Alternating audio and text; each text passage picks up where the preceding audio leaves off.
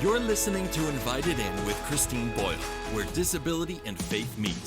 Here's your host, Christine Boyle. You are invited in. Hi, friends. Well, I am so glad you are with me today. I am actually, as you can probably tell if you're watching this, I am in a different studio today. Just been having some crazy technology issues, but it is all good. Thanks to Fruits Creative, I was able to pack up all my stuff and come somewhere else to record today. But hey, I am so pumped because I have a friend of mine in the studio today. Her name is Sue.Passauer, and Sue is with MEI Travel, Mouse Fan Travel. Hi, Sue. Thanks for being with us today.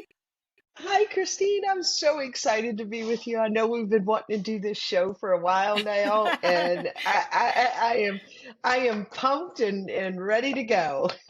Yes, you're right. It has taken a lot longer than I think we both thought it probably would, but I am so glad that we're finally doing this, and I think it's going to be really great. So I want to start off by sharing really quick. So Sue and I, we met through something called Momentum. This is like a conference for 50 people in Orlando, and it's put on by a guy named Lou Mangello, who's like a Disney guru.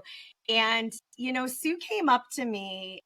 I've done it twice. I know you've done that probably a lot longer and have been part of that community a lot longer than me. But Sue came up to me at the end of our last Momentum, which was early October, I think it was. Yeah, early And October of last year. yeah. And I'm not joking. She had tears in her eyes and was just like, I love planning vacations for people with disabilities and people with special needs. And I just saw her heart. I saw her passion. And so it's such an honor and privilege for me to be able to just share her with my audience. I know I get asked a ton about Disney because our family is crazy about Disney. We love it. It's our happy place. And I get asked all those questions. How do you do this? How do you afford it? How do you make this work? And so between what I love and what I'm passionate about, and just seeing her passion to make trips amazing for families affected by disability or adults with disabilities, I knew that this is the person I wanted to sit and do this podcast with.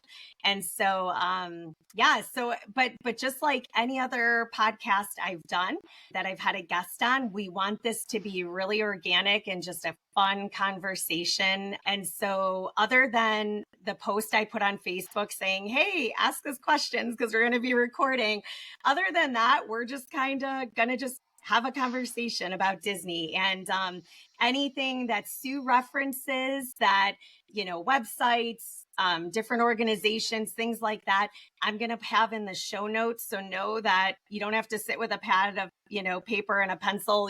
You'll be able to get those notes after when the podcast is published. So I did want to take a second though, because my husband kind of warned me. He's like, well, what does this have to do with disability and faith? And I was like, well, I think it has everything to do with disability and faith. And so I just wanted to kind of set the stage for why is my family passionate about Disney? Why do I think that there is even a faith side to this? And so just a couple things I want to share with you. You know, as you guys know, my daughter Courtney passed away a couple years ago, and Courtney had a lot of medical challenges. And the way we first were introduced to Disney was I was 20 years ago. I was speaking at a conference for Young Life, the ministry I work for. They basically flew me in, me, Dan, and Corden for like, I'm going to say it was less than 48 hours. And they asked us if we wanted tickets to Disney because everyone who attended the conference got tickets to Disney. And we had never been. And so we were like, okay, we'll give it a try. And I just remember, and a lot's changed at Disney. So you're not going to see things like this now necessarily, but we were waiting in line in front of the castle. There was like 3 characters lined up. We were waiting in line. Courtney was in her little adapted stroller, and Donald sees her and grabs her wheelchair and just cuts her to the front of the line in front of everybody and just starts like just just kind of going crazy over her, just hugging her and doing all the things Disney characters do. And that was it for us, you guys. That was the moment when I was like, wow, wow, wow, wow. Like our hearts were just sold. We saw just during that 1-day trip how incredible, how accessible, how inclusive Disney is for families affected by disability, for people that have disabilities. And then fast forward about a year or so, and Court had her Make-A-Wish trip at Disney. And we just fell in love with Disney again.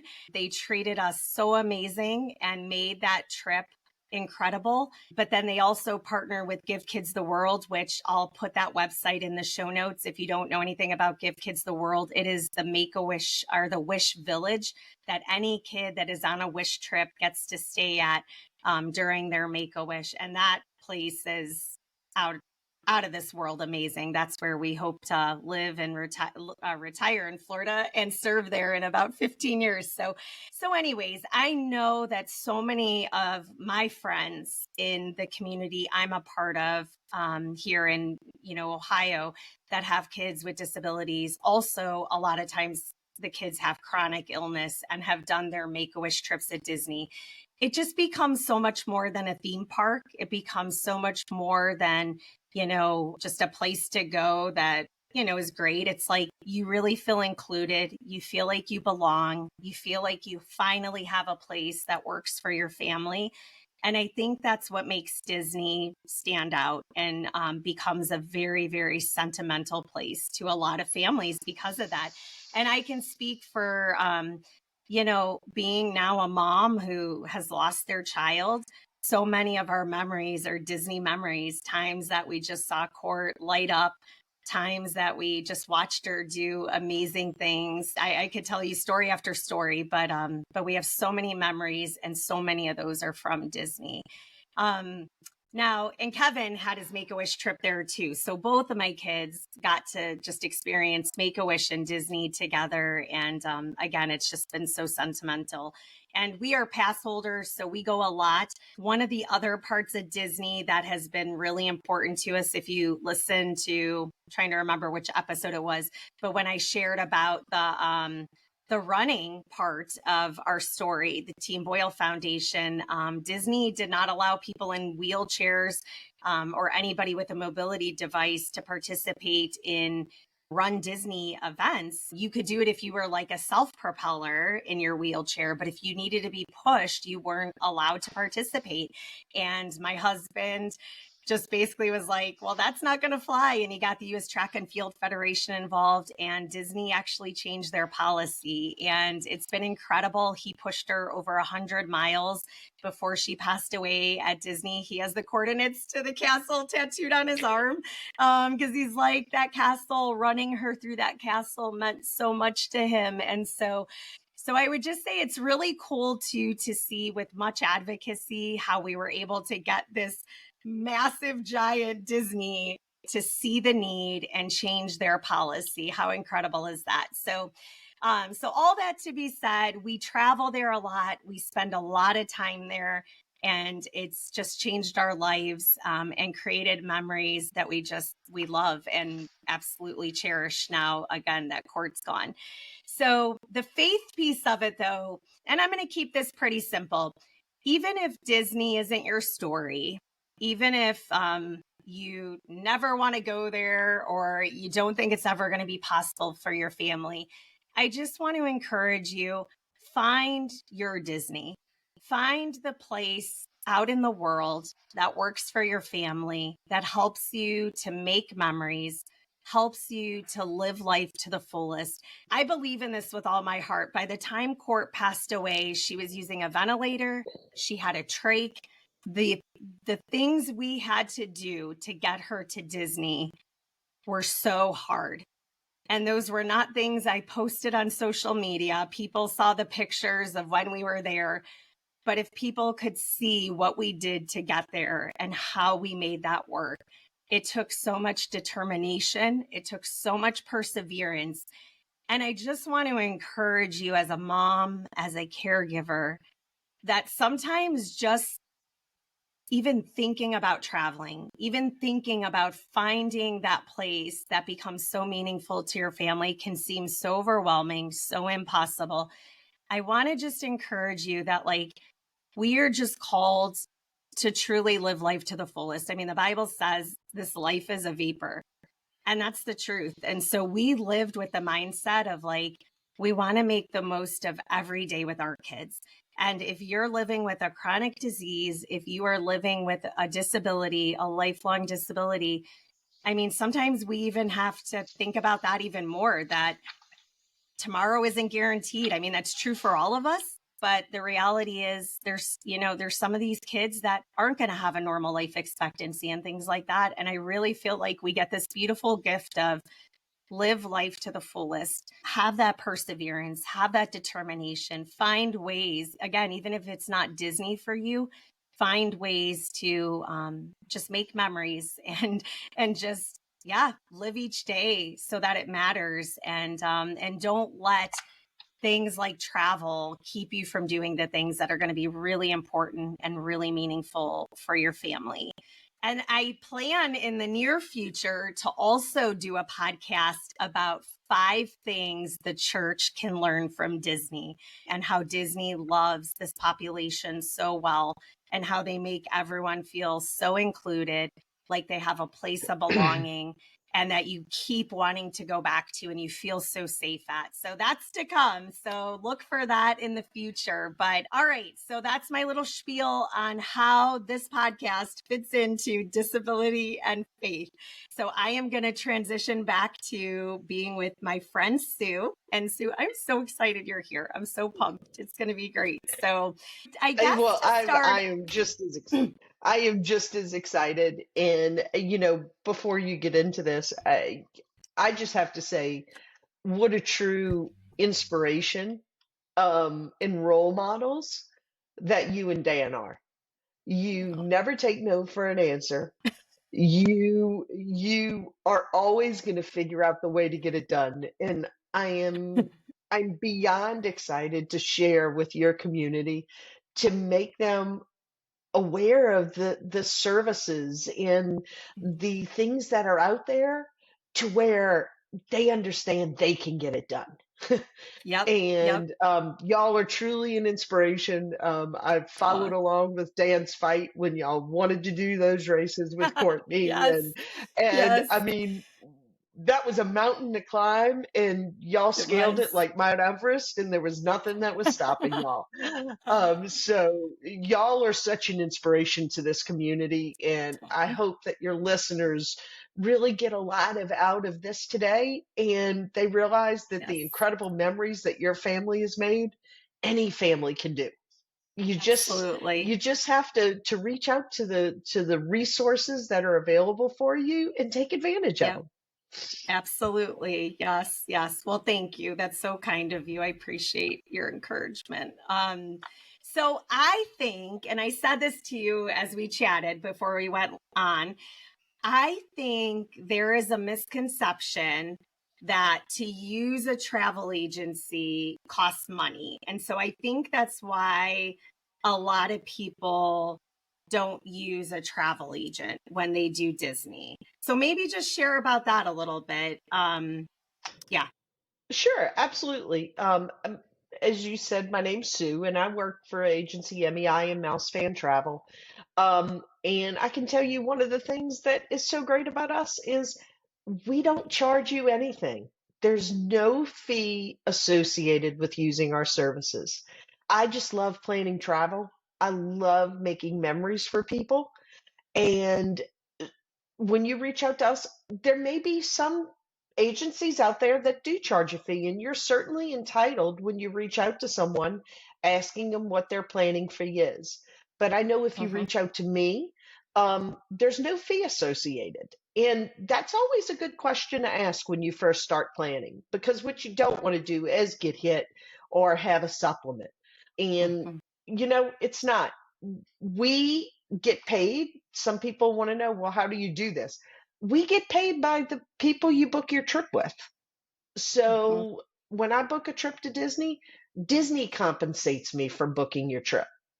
So Mm-hmm. that's the way our compensation works. So there's no fee for us. So take advantage of it. Use an expert that can help you get the most out of your vacation. Yeah, absolutely. That's awesome. I really do think that's a huge misconception that there's like this astronomical fee to using a travel agent. So that's great. That's good to just clear that up. And how long have you been doing this? I've been with MEI for just about 12 years now. Okay. I've been planning Disney vacations since the day I started. That's how I came into this, Wow. was Okay. specializing in Disney travel. I have been going to Disney since it opened. I Oh. first went when I was probably about 8 months old in a stroller with my Oh. parents. Yes. So, guess 1971 was my first trip this summer when it Wow. opened in October, or actually probably 72 because it opened in October and we went the following year. I've been to Disney, as I tell people, they're like, well, how many times have you been? Over 100, well over 100. And That's awesome. basically, as I tell them, I can tell you the best bathrooms to use in every park. If you want to know what Mm-hmm. restaurants to eat in, I've probably eating in almost every one of them. Yeah. So Yeah. I know Disney like the back of my hand. I can get around Disney the way I can get around my own local neighborhood. I'm So sure. Wow. it is to me. I'm like you. Um, it's the Disney bubble, is what I refer to it as. And from the second you enter that Disney bubble, you pass under Mm-hmm. that magical sign that says Walt Disney World, Yep. Yep. and memories are made here. And as soon as you pass through that sign, everything just melts away. You're in the Mm-hmm. Disney bubble. It's magic. Mm-hmm. Mm-hmm. And that's what I love. When I go there, I forget about the outside world. I don't Right? I I don't know. watch news. I don't watch weather. I I don't worry about know. anything I because know. everything you need is right there. It It's just is. right there in front of It you. is. And it actually even feels, I actually just posted like this goofy little meme the other day. It was like this guy just like busting out this crazy dancing. And like it said, like, someone trying to tell me I can't like get rid of all my problems by going to Disney. And I'm like, yes, like sometimes you're just like, oh my gosh, I just need to go to Disney. I need all that to go away for like a minute, you know? So you have that feeling of like, everything just, I don't know, it just feels like it's Yeah, gone. I don't know. it's yeah, it's funny. I live in Louisiana, so as uh, we haven't had one for a while, but when you have a hurricane that comes this way, you're always also Mm-hmm. stressed out. Well, I decided years ago that when a hurricane was coming, I wasn't going to stress out about it anymore.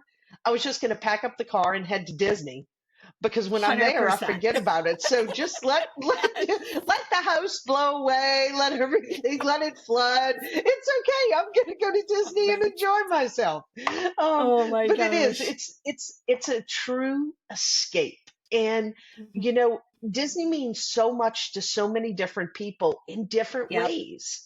I know It's it. not the theme parks are great, but it's not all about the theme parks. There's so Mm-mm. much more to enjoy there.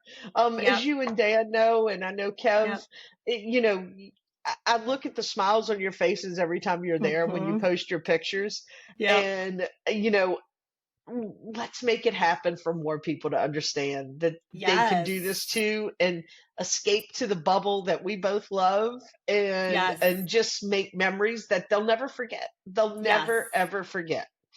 Yep. Yep. So tell like maybe what is the first step when a family contacts you? How do you help them decide if like this is doable for them, whether it's financially? Yeah. How do you help them Sure. figure that out if they can do this?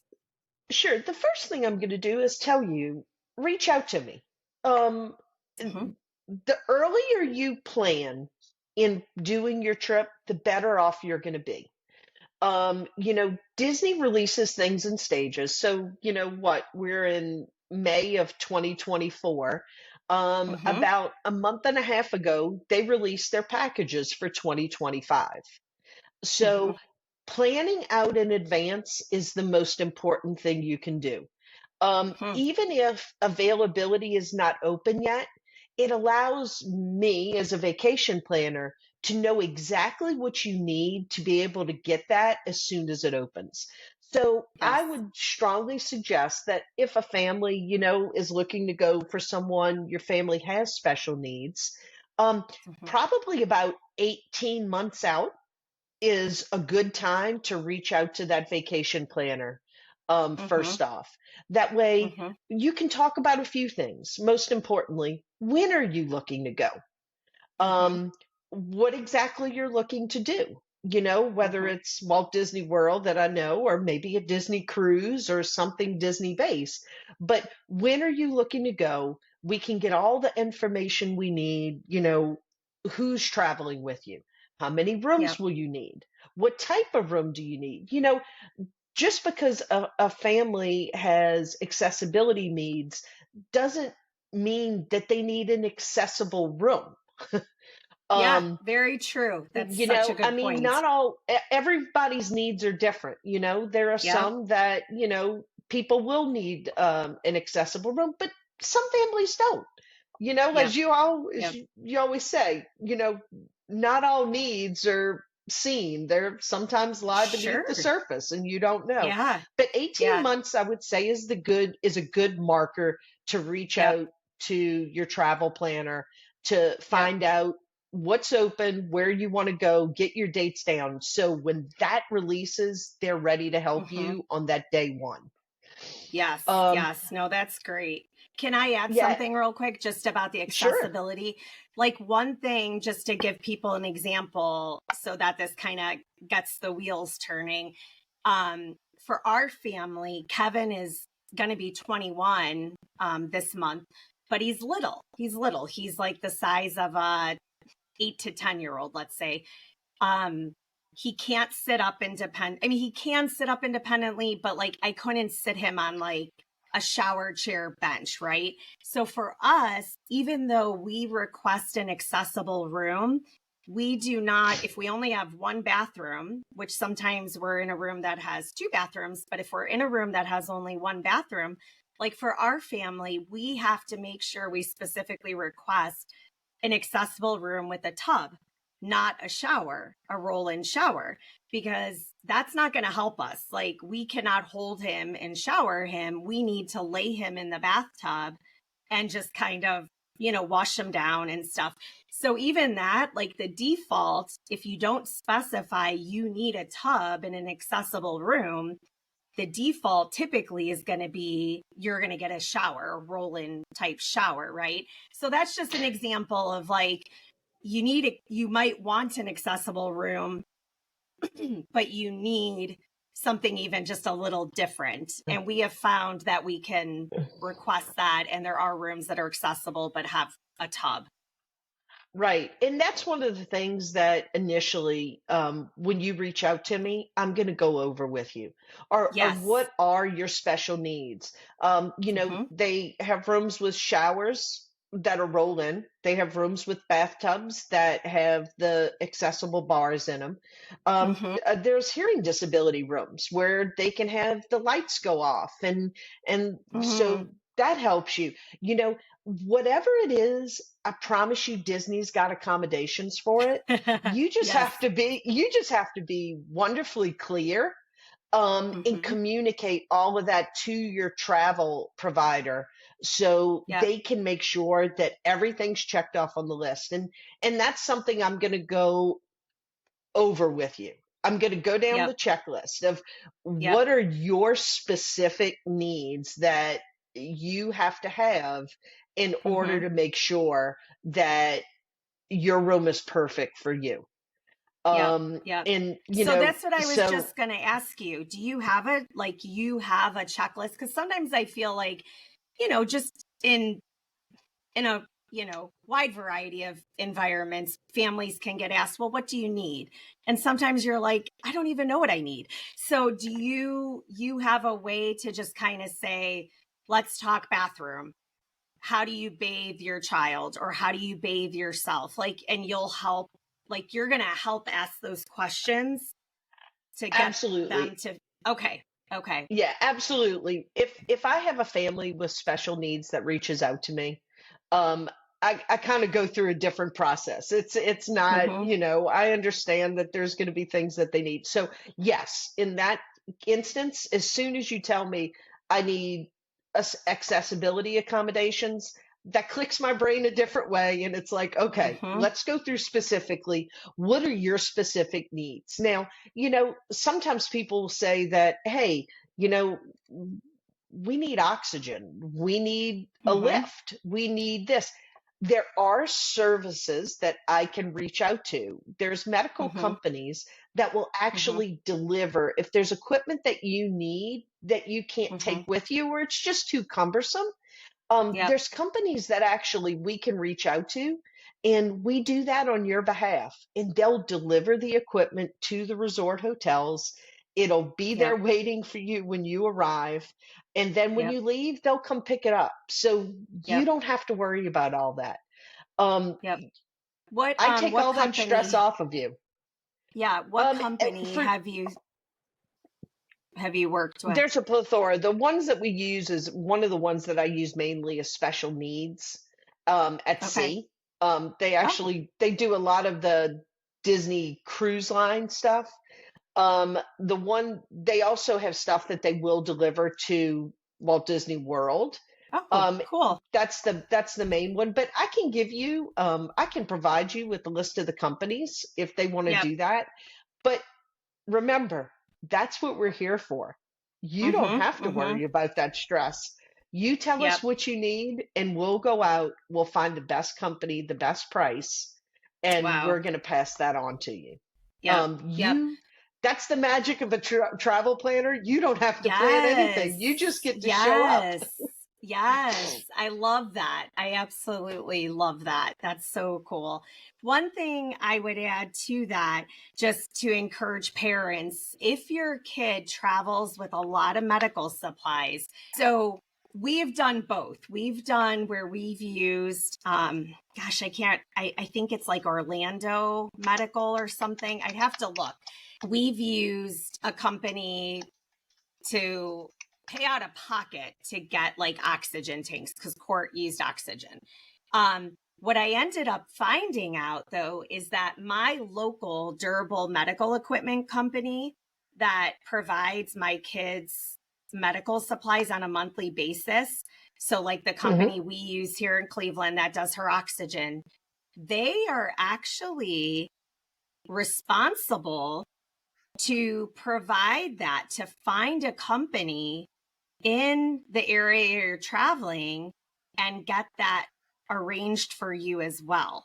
And so I kind of learned, I wish I would have learned this sooner, but eventually we had a company that was able to bill to our insurance, or our durable medical equipment company in Cleveland orchestrated that for us in Orlando.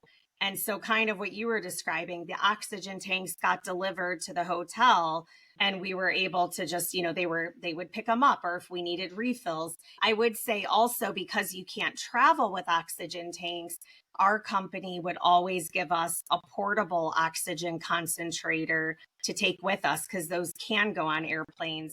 I know for our company, they only had a few of those that they like loaned out. And so we kind Hmm. of, same to your point, the sooner we let them know, the better. We were able to guarantee we would have one of those. But I would say, like, just to avoid excessive cost, know that if you receive something like oxygen supplies, that DME company is supposed to arrange some of that as well in Orlando. And then we would also, like, we order our medical supplies monthly. I would also try to time up my delivery so that whatever supplies I needed shipped to Orlando by my company, they would ship wherever we were staying, whatever Disney resort, or if we were staying off property, whatever that looked like. And then the other half of our supplies, for that month got shipped to the home. So know that your company, because you spend, your insurance is paying so much money for these medical supplies, these companies usually will ship supplies for you to your Right. destination. And I've even gone, Disney typically has like, I don't know what they call it. I don't know. Shipping and handling is like a handling fee when it gets to the resort. Sometimes they have a handling fee. I'll be honest with you. I'm the mom that I'll go up to the front desk and say, hey, this is all medically necessary. This isn't like we had an Amazon delivery or a Target delivery. Can you waive that? And more often than not, they agree to waive it. Obviously, that's not guaranteed, but always ask. Always ask. Right. Disney is great with ask. So, As I tell yes, people, you never know if you don't ask. But I pulled up my absolutely. list real quick. The two that I use the most with Walt Disney World is one called Cloud of Goods. Okay. And then there is also Orlando Medical Rentals. Yes. Okay. That's the That's what we've two. used. That's Yes. that's the two that are very familiar with delivering to the Disney Yep. resorts. Yep. And they pretty much are full service. I mean, anything you Yep. need, they're going to have. It's just a Yeah. matter of getting those Orlando. reservations in place.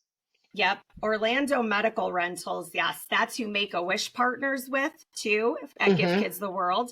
They're phenomenal. And so I would say, even if you can get your supplies shipped by your company, from Cleveland, rest assured there are places that can assist you if you got down there and you're like, oh crap, we need this or we need this, right? Like there are local companies, as Sue's saying, that this is what they do. And even if it's maybe you're paying out of Absolutely. pocket, just know it's not the end of the world. Like there are companies that can assist you if you had an urgent need as well. So yeah, Yeah, and there's yeah. even, I think they partner now with Advent Health that if you Okay. need prescriptions delivered to the resorts, Yes. they will even work with them to get those prescriptions delivered to the resorts for you. Yes. So, Yes. where there's a will, there's a way. Anything you need can be Yes. done. You just have It to do your research can. beforehand so you know. Yes, absolutely. Absolutely. So where I know it's going to change depending on the price someone wants to spend. Um but maybe let's start with like the value resorts. Um where where do you usually encourage families to stay? You know, that's a great question. And really, what it comes down to is it really comes down to financially what Mhm. fits. That's Mhm. the most important thing. Mhm. When you enter the Disney bubble, you have Disney transportation, and it's magical because once you're there, whether you have special needs or not, or Mhm. you're, in a wheelchair, or your Disney transportation can cover everything for you. You Yep. don't need to use your personal vehicle. Buses are accommodating. They have the Yes. Disney Skyliner system, which is Mhm. accommodating. Yeah. The monorail is accommodating. The Yep. ferries are accommodating. So Yep. you are not going to have one bit of trouble traveling. So, really, Right. what it comes down to is the budget. Now, if you really want that, just I want the ease of getting to the parks and not having to worry about catching a bus, you'd look at probably the deluxe resorts. Some of Mhm. them are Mhm. walkable to a park. Mhm. Some of them are easy monorail ride away. But if we were Yep. starting at the values, every Disney resort has accessible rooms. There's not a resort on property that is not Mhm. accessible. That's Mhm. the first thing you need to know. The value resorts for me, and this really has nothing to do with accessibility, I love ease and convenience. Mhm. So if you're going to look at the value resorts, I'm probably going to tend to push you towards either Pop Century or Mhm. Art of Animation because those sit on the Disney Skyliner. And for those of you Yes. who are not familiar with Walt Disney World, well, this Disney Skyliner system is I'll call it, what is the magical term? The highway in the sky. Love that. It's the what do you call it? It's the old high-rise buckets that Yeah. fly over Like you'd everything. see at an amusement park, but Exactly. yeah, I mean, it's amazing. Yeah, but what they do is if you stay there, you have Skyliner access to both Hmm. Hollywood Studios and to Hmm. Epcot, which just makes it a Yep. little bit easier. Absolutely. If you're going to go to Magic Kingdom or you're going to go to Animal Kingdom, then you would have to take the bus transport. But you Hmm. know, that's Hmm. easy too. You go out, catch the bus, and you're on your way. But as far as value resorts, I'd probably have to lean a little bit towards Pop Century and Art of Animation. Yeah. Yeah. Um, And both of those have really good cafeterias too. I'm a food person. Food matters to me. Like for the princess race this year, we were at Caribbean Beach and, mhm. it was fine, but I was like, I just was like, I probably wouldn't go back there because I didn't love the food. I love the big booming cafeteria at Art and at Pop. And I just feel like they have such a good variety of food. And I don't know. I felt like I They do. needed that. Like that was missing, at Caribbean Yeah, Beach. But yeah, and it's those steps up. So what you have at the value resorts, and I guess for those who you and I are so familiar with Walt Disney World, yes, but I yes. guess for others is they have what they call three all-star resorts. There's an all-star sports, an all-star movies, and all-star music. The wonderful thing about these properties is they were all just completely renovated. I mean, and when I say renovated, I mean down to the studs renovation. Wow. Wow. They tore the rooms out, they rebuilt the rooms, they did it building by building, Wow. um, brought in all new bedding, all new hardware. I mean, the rooms were basically as they just built internal rooms all over again. Wow. So Wow. they're freshly updated. This was kind of the same reservation that Pop Century went through. Gosh, I guess quite a few years now, but Hmm. Disney does a wonderful job, and I know you would agree with this, of maintaining their properties. Oh gosh. Yeah. Um, Yeah. yeah, their resorts really are impeccable as far as Hmm. cleanliness and Yep. security and just everything that you need.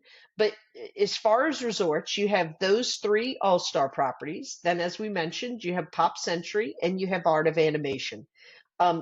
That's what's included in the value resort portfolio. Hmm. And like I said, my favorite of those five is really Pop Century of Art of Animation because Yep. of their locale or location related to the Disney Skyliner. Yep. Yep. Do any we the last couple times we were there, and even we're going next month, we're staying at Art of Animation in like the Mhm. Nemo suites. Do any Yes, of the all-star resorts have suites or they do. All like with Star a Music also. sink? Sorry. Yeah, Go ahead. All Star Music also offers family suites. Oh, cool. Okay. So yeah, that's and those were renovated as well. So they will have that family suite concept. But it just hit me what you were talking about. I got into what the resorts were. All of those value resorts are going to have a food court associated with them. Yes. Okay. Um, and that's kind of something that only those are going to have that large breadth of food court because they do not offer a sit down table restaurant service. And what we say is you'll hear a lot of people when they refer to Disney, they talk about counter service versus table service. Mhm. Counter service means think of it as a fast food restaurant. You go into Mhm. McDonald's, you go into a Wendy's, something like that. You walk up to the counter and you order your food.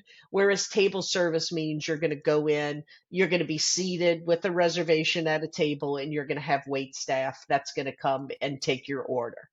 Yes. So at a value resort, none of the value resorts have a table service restaurant Mm-hmm. associated with them. Mm-hmm. So that's why when you get there, they will, as you know, they'll have usually a salad station, a burger and hamburger station. Oh, They'll have yeah. a pizza and pasta station. They'll Yes. have great grab and goes. Mm-hmm. So the flexibility is what's great about those because Yes. they're just And it open. does You go seem, whenever you want. yeah, and it does seem more family friendly, that feel of not, I don't want to, maybe family friendly isn't the right word. If you're a big family, I mean, I see families all the time, they're grabbing the full size pizzas and taking it back to their room because that's, when you're trying to make Disney work and you're like, financially, this is a big investment. I mean, it is, maybe you need that option. Maybe you need to know you can be at a resort where you can grab a large pizza every night for dinner and your family of four is fed and happy, and you know what I mean? Or it's a cheap late night snack after you get back from Magic Kingdom. Like, I guess I just feel like it seems to serve families well, the big food courts, that's You just know, me. Yeah. well, and I would agree with you there. You can go down, Mm-hmm. they have child meals at all of Mm-hmm. these that are, pretty price point conscious. But I think Yeah. it's just the flexibility of the value Mm-hmm. resort dining. Mm-hmm. It's open, it probably opens and they're all different, but 7 a.m., 6:30 a.m. before the parks open, and then it'll stay Mm-hmm. open and operate till 10:30 at night. So it's Mm-hmm. Mm-hmm. flexible in that you can go when you need to go. And Yep. sometimes that's one of the things you look at. Flexibility is a really important option, Yep. because you're Yep. not quite sure when the kids are going to want to eat or when you may get Yep. back. So that is a really nice option with those value resorts. Yes, yes. No, that's awesome. Yeah, we love it there. And the food is good portions, good quality. I mean, even at Art of Animation, like Dan I remember this last trip, he ordered like a Alfredo pasta. I mean, the chef literally made the Alfredo sauce from scratch right in front of him. So this isn't like crappy food, you guys. Like, this is legit good food. Like, I love it. I think it's great. So yeah. No, they Yeah. did. Our Art of Animation is known to have one of the better food courts. Yes, But yes, but I'll yes. be honest, I've eaten at the All Stars food court. I've eaten at Pop Century. I Sure. really haven't ever found anything that I don't like. I And agree. if you have that kid that all they want is chicken nuggets and French fries, I assure you, you can find that at almost every place you go on property. Yep, So yep, it yep. is a good thing. But then Yeah. if you want to And move up and from there, allergies too. The allergies, like, they're great with gluten-free and plant-based stuff too. And yeah. a lot of that is already included on the menus. Mm-hmm. If Yep. you pull the menus, you ask for a hard menu, it'll either be designated up on the menu boards. But I'm Mm-hmm. gonna tell you, I have friends that have very specific and severe allergies.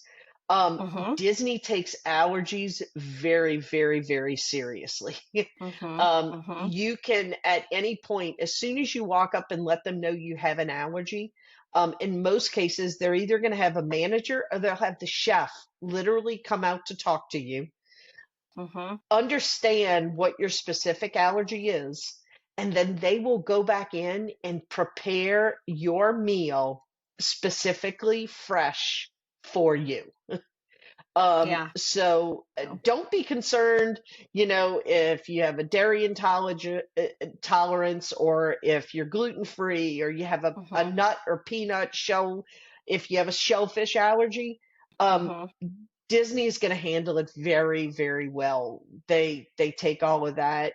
Um, Another thing is sometimes it's important to let me know if you do have an allergy like that. We want to note that on your reservation because they will go into the rooms, and they will do an enhanced cleaning. Oh, So nice. if you Wow. have a child that's highly allergic to nuts, let us know. There Mm, are certain medical forms that we could get submitted with the Disney cast members to have an enhanced cleaning in your room. If you need a first floor room for certain reasons, we can request a mhm, first floor room if it's a medical necessity.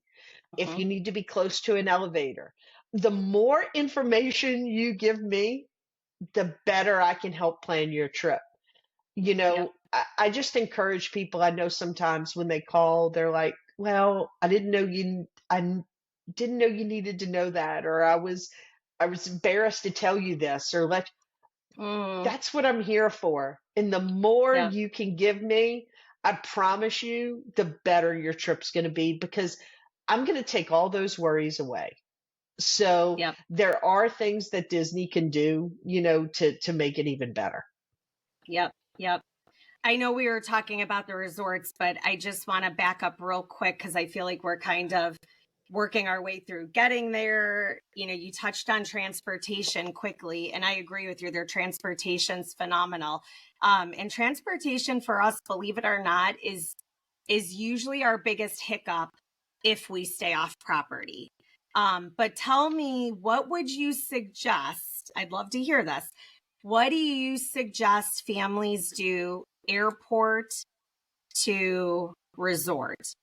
Right now, like for our family, we are just lately jumping in an accessible Mears taxi and taking that just so it's a little quicker. But I want to hear what you feel the accessible options are from the airport to your resort. Yeah, I'm gonna be honest. That's the best. Mm-hmm. The Mm-hmm. Mears option, which runs, a lot of people may have been familiar. There used to be something called Disney's Magical Express that would pick you up Yes. at the airport and Mm-hmm. magically whisk you and your luggage away to Disney. That's now been replaced with Mears Mm-hmm. Connect, and that really is the easiest. It's very flexible. You get there, you get to the airport, you get your luggage. We make those reservations in advance. Okay. If you need a transportation option with a lift, we can make all of those arrangements. Mm-hmm. And they will have the vehicles there for you that Mm-hmm. have the lift or an accessible van, whatever fits your needs the best. Okay. And then you just go down to the area. But that, in all honesty, that is not only probably the easiest, but it's also the most economical. The You know, taxi or Mears Connect?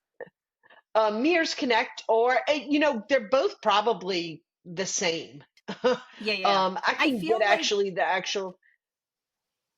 oh, sorry, go ahead, finish. No, please, sorry. No, I think as long as you're planning it ahead and they know to expect Mm-hmm. you, they ask for your flight details, they're going to Mm-hmm. do it. The good thing about the taxi is it's there and ready and waiting just for you. Mm-hmm. Yes, yes. So a lot of times that's the convenience part. I will Mm-hmm. generally lead my clients in that way, just because when you get there, you might not want to wait for that bus with the lift to come. The Mears taxi is probably the better route to go, Yeah, just yeah, because of ease and yeah. accessibility. Yeah, I would say with the Mears taxis, we've probably never waited more than like 10 minutes for them to get a accessible taxi. The Mears Connect, I think the thing that keeps us from doing that is that it always seems very long. You wait a long time because they want to fill the entire bus or as much as possible. And then they're stopping at so many resorts. Um, I know I had a friend of mine who was like, well, I didn't know this was going to take me an hour and a half to get back to my resort because they're stopping at so many resorts, unpacking the luggage, unloading the luggage. And so, to your point, if the price is essentially the same, I would, my recommendation, if I was telling a friend what to do, I would say jump in a taxi or get an Yeah, accessible taxi. That's just me, yeah. but The taxis are going to cost a little bit more. The Mears Connect is going to be your least expensive, the motor coach bus. mm-hmm, mm-hmm, You know, and unfortunately, as you said, it can be one of the drawbacks. Sometimes you do have to wait a little bit. Mm-hmm. The Mears taxi, and I guess I kind of misspoke there a little bit, but the Mears taxi is going to be a little bit more price wise, but Mm-hmm. sometimes that convenience that you have and having that one for you is a Mm-hmm. lot better than the price point. You kind of have to balance the two of those. There's Mm-hmm. some things Mm-hmm. that you want to spend a little bit more money on, and then there's some things that we could be a little bit more cost conscious on. Yeah, yeah, yeah. But Um, it's definitely a long, I think it's a long process to get from the airport to the resort on Mears Connect, just with the stops. And so if you have a kid or a big family or, someone with a disability that you're like, they need to get out of their wheelchair as quick as possible, things like that. Um, the quickness is going to come with, I think, a taxi for sure. But right, yeah, right. so just so And people and know how to get there. yeah, and there are those for ones that don't need wheelchair access. There is Mm-hmm. also a private company that we use quite frequently. It's who I use personally when I go down there, Oh, that can do cool. anywhere from sedans or SUVs all the way up to like 12 passenger, 16 Oh, passenger cool. vans. Nice. So we can actually make those accommodations for you as well. And Awesome. they're a wonderful company. They meet you in the baggage claim. They whisk you away to your private vehicle. Wow. Um, at a fast point with a private service like that, um, you're you're to Disney within 25 minutes of your luggage coming off the baggage carousel. That's because awesome. it's wake up and go. But Yep. usually with mirrors, I tell people anticipate about an hour and a half to get Mm. from the time you Mm-hmm. get to baggage claim to get to the Mears Connect to get on the bus to Mm-hmm. go. Yep. So if you're looking for that little quick, the Mears Connect private shuttle is probably a better way to go. Mm-hmm. Mm-hmm. Okay. No, that's good to hear for sure. Okay. So we did the value resorts. Go ahead about the next level up. Okay. So when you move up from the value resorts, then you move up to what we refer to as the moderate resorts. For moderate resorts, you're going to have one that's on the Disney Skyliner. That's going to be the one you just stayed at, Caribbean Beach. Mm-hmm. Mm-hmm. And then you're also going to have Port Orleans Riverside and Port Orleans French Quarter. Mm-hmm. You're going to have Coronado Springs and Gran Destino Tower that fit into there. I'm getting tested on my resort knowledge and ability here. Oh, I have to think about my listing of resorts here. I'm gonna have to go to my yes. cheat sheet to make sure that Yeah. I'm not No, and it's forgetting any. it's okay. So yeah, It's and just then good. I think it's just good for people to know there's different levels. So when people kind of give these generalized statements of like Disney's so expensive, there are different levels. Just yeah, as an and there's encouragement, actually you know? Yeah, and there's actually one I'm gonna throw out to you whether it falls as a moderate or deluxe, but I'll be honest, I just use this. I just have a family, actually someone that's staying at Okay. this resort, the Fort Wilderness Cabins. Oh. And the reason that I point that one out is sometimes people say, look, we're not good in big spaces. We're not good with a lot of people around. We need quiet. We need a little bit more Mm, distance. And, if you have a child that has, you know, sensory issues that mm-hmm. can't have that hustle and bustle all around them, the Fort Wilderness Cabins kind of fits that mold. Ooh, I've And never looked so into that. I'm excited yeah, to and they're know more. actually in the process of getting completely renovated right now. They're replacing them out with Wow. new cabins. So, Wow. over the course of the next, well, I know they're doing it right now. They've opened the new ones for booking. So, probably over the course of the next, I'd probably say year, you're going to see those are going to be essentially brand new resorts or Yeah. cabins Wow. that people can look into. Um, the Okay. thing about the moderate resorts when you go to them is typically they will all have some type of sit down restaurant. The Mhm. only caveat to that is Port Orleans French Quarter doesn't really have a true sit down restaurant. It's got some places where you can get small bites, but it is a Okay. sister resort to Riverside. But they will Okay. have a food court, and then they will have a sit down restaurant. Now, what I Okay. will point out, and one of the things you like, when you get up to that, their food courts aren't as big, Mhm. as I'm Mhm. sure you saw with Caribbean Beach. Mhm. The only one that does have a really, really nice size food court is Port Orleans Riverside. Okay. So Okay. if you want that step up, that's a good option. Also, Grandisino Tower at Coronado Springs, they do have Mm. a really nice sized food court there as well. Okay. So if you want to have a mix of both, those two probably, if you like that flexibility of having a food court area, those might be the two that you would tend to lean to. Okay. But those are there.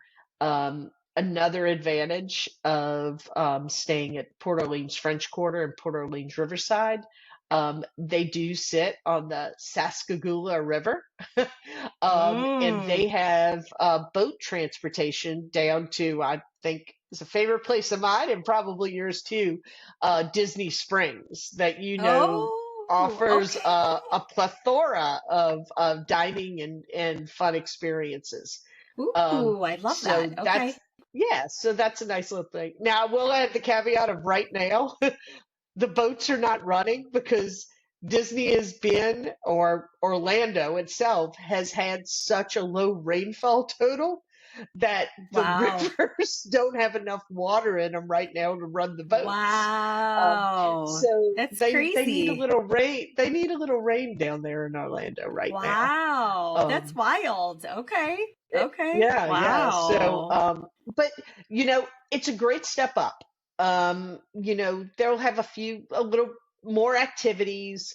The rooms are probably maybe a little bit bigger, but as I said Okay. before, just like the value, they're all going to offer accessibility rooms at every resort. Mhm. I'll tell you the sneak is Grandisino Tower at Coronado Mhm. Springs. It's like staying at a deluxe resort at a moderate price. Wow. I've stayed So there that's actually yeah, for my Grandisino. job. I mean, Yeah. doesn't it feel like a deluxe resort? Oh, It is absolutely. probably on the higher price point of the moderates, Okay. but Yes. the Yes. resort. You could probably say the resort is gorgeous. They actually have a Oh few my restaurants gosh. on property, and Mhm. it is a beautiful, beautiful resort if you've never Yeah, experienced it. it It's a great really one. is. Yes, that's awesome. Yeah. So really when you're going through the different levels, obviously you explained how the dining's different. I know you just said the rooms might be a little bigger. Um, what else do you feel like is really the draw? Let's say money is an issue or is something to consider. Why a moderate resort versus a value resort? What is offered, or what do you think? Sure. It's the overall amenities of the hotel, in the Mm-hmm. fact of having dining. It's just the pool area is going to be a little bit more. They're Mm-hmm. going to have they're going to have water slides at the moderate pools. The Oh, value okay. resorts Okay. are basic pools. They're all going to have some type of usually planning or activity, but you're going to see it in kind of the lushness or plushness of the hotel Mm-hmm. and area Mm-hmm. around. It's just a step up. It's kind of like, the amenities as far as in the room, they do a great job of giving you everything you need in the room, from shampoo to bathing, the towels, the hair dryers, Yep. all of that stuff. Yep. But it's just the offerings and amenities that you're going to have: the Mm-hmm. dining, Mm-hmm. the pool areas, the location. you know Port Orleans French Quarter and Riverside are to me, really well located with their access. They're pretty close to Magic Kingdom. They're also really not Yeah. far from the other parks. The Yeah. All-Star resorts are going to be a little bit further bus ride in as they're out towards the Animal Kingdom area. Mhm. But Mhm. in saying that, don't get discouraged. I mean, everything on Disney property is accessible by bus, no matter where Mhm. you're staying within about what, 17, 18 minutes, I think is the Yeah. longest bus ride you're on. But they're Yeah. playing Disney music and you're going through all the Oh, streets yeah. and you see the signs Yes. and you don't even realize Yes. you're on a bus, Yes. Yes. Um, Yes. unless it's Yep. that midnight ride home on the bus where everybody's sleeping and you're like, Oh, how am I right. going to get to the Yes. room? I have Yes. two of us and three kids, and how am I Yes. going to get back to Yes. the room? Yes. I um, know it. Yes. Yes. yeah, but Yeah, it's it just that is overall really feeling. easy. Yep. Yep. It is easy once you're on a Disney resort. I mean, buses are coming constantly. They're specific to which park they're going to.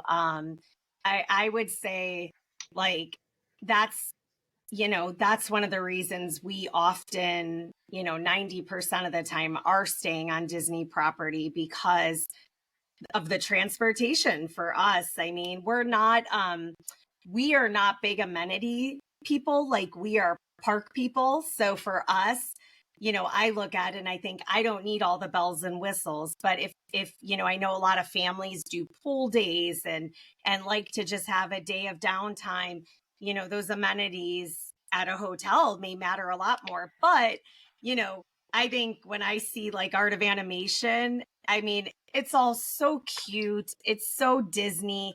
It's not like you're going to go there and think, when you think value, definitely don't get the impression like this is cheap. This is, It's not, not. not Disney. Like, I mean, it's still amazing compared to, your average hotel, right? It's still incredible and your Oh, kids are going to love it. absolutely. No, Yes. Yes. look, So, absolutely.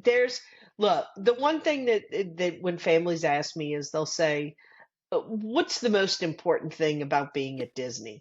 And, if there's one thing that I can't miss out in planning my trip to Disney, what is it? And my answer to them is make sure you stay on property. There's mhm, something about being at a Disney resort hotel, and it doesn't mhm, matter if you're at a value, a moderate, or if you're at the flagship Grand Floridian Resort. The mhm, magic mhm. that you get from Disney is from the cast members that make it up. It's And true. It's true. they don't care what resort level you're at. You're going to get that Mhm. same level of service. The Disney music's playing, the 100%. feeling you get, Yep. the grounds are manicured. They're not manicured any less at a value resort than they are at the deluxe So resorts. true. Um, Correct. you Yeah. know, Yeah. it's just it's magical from the experience of being there and Mhm. being in my Disney bubble. It's what I keep Yes. saying, my Yes. Disney bubble. Yes. Yep. So don't, yeah, but I definitely don't want to give the idea that if you choose to stay at a value over a moderate, that it's going to take away from your experience. It's not. Yep. It's not. It's I just a agree with matter you. of, yeah, it's just a matter of what you're comfortable with and what some people are like, I'd just rather spend a little bit more money for a resort. Right. Right. And that's Well, and totally fine. yeah, and with the food, like one thing I noticed at Caribbean Beach was like the food style went with the Caribbean Beach theme. Like I mean, most of Well, it, to some be of it, honest. yeah, And that's yeah. some of it. And that's why I was like, this really isn't for me. But, that's something to keep in mind too.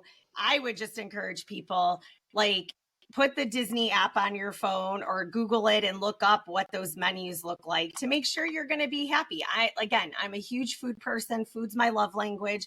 If I'm not fed well or I like don't like something, like that was a really big deal to me. I was like, I just don't love the food. Like, where then you go back to like your value resorts with those big food courts. And I mean, you have a little bit of everything. everyone can be happy. You're going to find probably 10 things that you love. So I would just say, like, definitely look at, the menus. Make sure your kids are going to be happy, that they're going to find things they like on that menu, so because it is kind of Right. goes with that theme of the resort. I think that's a fair statement, so Yeah, and definitely. And like I said, if you want that step up, but you still want that food court, Port Orleans Riverside is probably either there or Coronado is probably the two best. cool. It's a good mix of the two worlds That's because cool. it's still going to give you a nice sized food court along with table service and that added up. And then you go on to the deluxe resorts of Disney, Mm-hmm. which, I mean, I'm sure you stayed at they're phenomenal. I mean, they're all themed so well. My people always say, "Hey, do you have a favorite?" And it's like, no, I don't, because they're all so different, Um, Uh, but you have from Animal Kingdom that's out by Animal Kingdom theme park, and you have savannas where the animals are oh, roaming 24/7. Then you go over to the Epcot resorts, and you've mm-hmm. got uh, Beach Club and Yacht Club and Boardwalk, which are walking distance to Epcot. Um, Oh, which, wow. and they also, yeah, and they also have access to the Skyliner. They're not Oh, considered necessarily Skyliner hotels, but the okay. Skyliner is conveniently located to them where you could walk to the Skyliner to get to Hollywood Studios rather than take Nice. a bus or a boat. They do have boat Yep. service there.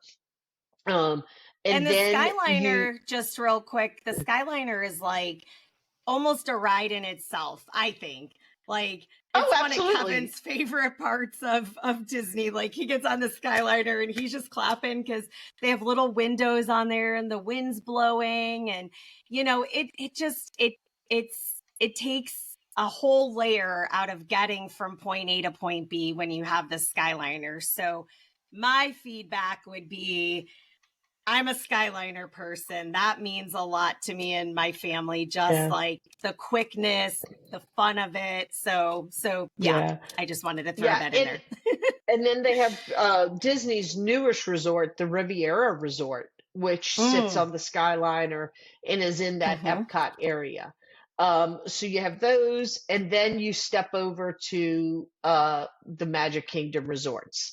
You have the Grand Floridian, you have the Polynesian, you have the Contemporary. You also have Disney's Wilderness Lodge. That's not on the Oh, monorail like those three are, but Wilderness Lodge is just uh, it's it's beautiful. yeah. And it has one of We just did the Snow White dinner there on oh, our at last Artist Point. trip. At Artist Point, Yeah, yeah. and that was like, we were just blown away at Wilderness Lodge. I mean, we didn't stay there, so I mean, that's kind of the cool thing too. You guys, when you go to different character meals, they're gonna be at these different resorts if they're outside of the park, and so you're able to go to any of the resorts, walk through, check them out, go to a meal there. I mean, it's actually I actually am like, I kind of want to do that on a trip, like just go to the different resorts. I know at the holidays, the Grand Floridian you just mentioned has what, like the gingerbread houses that you can go see, and is that They right? Is it? they they no, they actually have a life-size gingerbread house. Oh, life size. The Okay, life wow. size, like literally there's people, it's funny, there's people in it that work out of it Oh my that sell you gosh. gingerbread. So Oh it's my it's kind of funny. gosh. But it's a life-size Wow. gingerbread house. And it's Yeah. funny during Christmas, the moment you walk into the Grand Floridian lobby and you smell Yeah. that gingerbread hit you in the face, it's like, wow.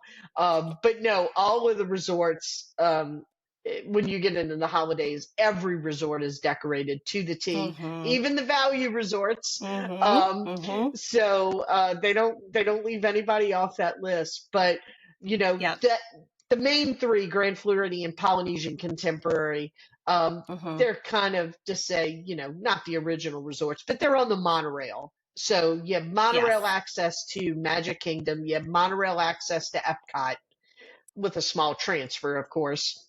Mm-hmm. And then you'd have buses to the other two main theme parks.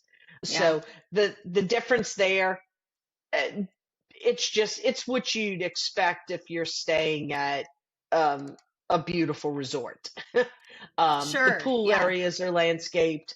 They all have usually multiple restaurants, at least Mm-hmm. two associated. Some of them even have more than that. All of the amenities. They will all have quick service, grab and goes, Nice. or counter service restaurants. I will tell you the counter services in those restaurants aren't they don't offer as much of a variety. Okay. Um, of Okay. of the three of Contemporary probably has the best food court area as far as flexibility. Mm-hmm. Mm-hmm. Captain Hook's at Polynesian isn't very big. And Okay. I'm blanking out at the name of one. At the one at Grand Floridian isn't as big. They do have them. Don't get me wrong. They do Okay. have them. Yep. They're just not as large as you find at the moderate or the Yep. value resorts. Okay. So that's something to balance. If, like you said, you want that flexibility of being able to go whenever you want, um, Yep. those might not be the right fit for you, Sure. but they're also going to Sure. have the ease of accessibility. If you have somebody that needs to go back and take a nap in the afternoon, Mm-hmm. that's a Mm-hmm. lot of the things we look at. And you talk about that checklist I go through. That's Yep. part of checking all those Yeah. boxes is That's what huge. is Yep. your family's specific needs? Yep. Yep. Well, I guess I just realized I've never made it past the moderates. I've only stayed, my highest has been Coronado. So someday I want to go. That Fort Wilderness blew us away, man. I was just like, oh, it's gorgeous. Couldn't believe But it. But but yeah. like you said, anybody on Disney property Yep. can go visit or eat at Yes. any one of the resorts. Yep. Don't think Yep. that just because you're not staying at a resort, you can't go eat there and experience it. You Yeah. absolutely 100% can, and you're Yep. welcome. They want you to go to the resorts and experience them. They want you to go Sure. eat at their dining restaurants there. So that's certainly Yeah. something Yeah. that's open. You don't have to stay there to visit it. Yep, I love that. I do. I love that so much. Yeah, that's good. That's good feedback. And like, I would say, like, for our family, I feel like if you're someone who has never been to Disney and you're considering your first trip, like, you're going to love it, most likely, and you're going to want to go back. We are the kind of family that, like, we want to go there 4 to 5 times a year. We're pass holders. And so, financially, that has made sense for us to be a pass holder. But for us, it's like, this is the way we make it work is, doing the value resorts so that we can go 4 to 5 times a year. Where I think for our family, if we bumped up to, hey, we're going to be doing moderates or we're going to do deluxe, then maybe we're going twice a year, So it's just like, I feel like what we're kind of saying over and over is like a lot of preferences, and a lot of figuring out how many times am I coming? Is this a once, every 5-year trip? Or, you kind of figure out what works for you. So, but I think that's Right. all super, super helpful. So I guess let's move on to the parks as far as just the amazingness of the 4 Disney parks. And, I'm trying to think maybe, what's the best way to do this? I'm trying to think of I guess I'll start off by saying there's things at each park that are 100% accessible, meaning a wheelchair can go right onto. And Disney has an amazing pamphlet that is just for people with disabilities that explains and you can find this online, I'm sure, right, Sue? You think that's something people can Absolutely, see? absolutely. Okay. It's And called so, it's called the Accessibility Planning Guide and mhm, Recommendations. If yeah, you go on to the Disney website, or if you reach out to me, I'll send it to you. I'll send you the link for it. yeah, It details. Trust me, it has more information than you probably will need, but it yeah, outlines all of the things that are there to help you experience your Disney vacation.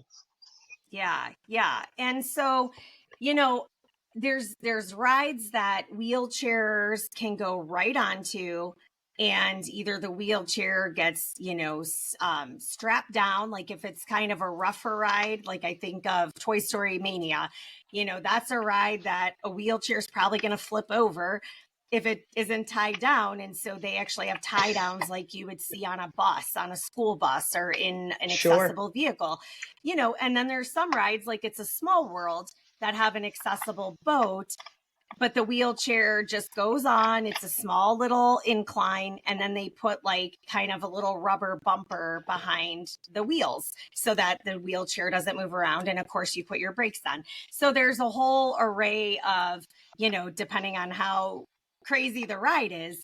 But then I would also say on rides that you're not able to stay in your wheelchair for. So I'm thinking off the top of my head, a Slinky Dog ride, Seven Dwarfs Mine Train.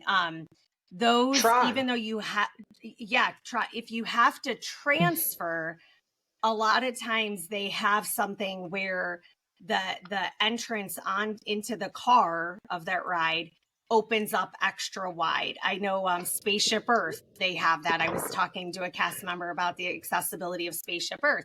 Um, and it's one of those things where they have a car that is, widens even more to make transfers easier.